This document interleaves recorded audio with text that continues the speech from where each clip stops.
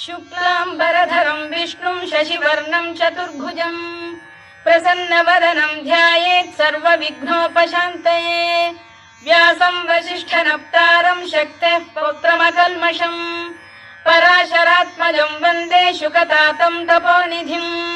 व्यासाय विष्णुरूपाय व्यासरूपाय विष्णवे नमो वै ब्रह्मनिधये वासिष्ठाय नमो नमः।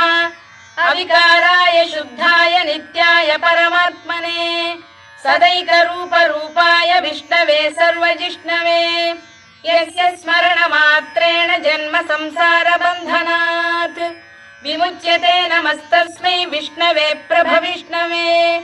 ॐ नमो विष्णवे प्रभविष्णवे। श्रीवैशम्पायन उवाच श्रुत्वा धर्मानशेषेण पावनानि च सर्वशः युधिष्ठिरः शान्तनवम्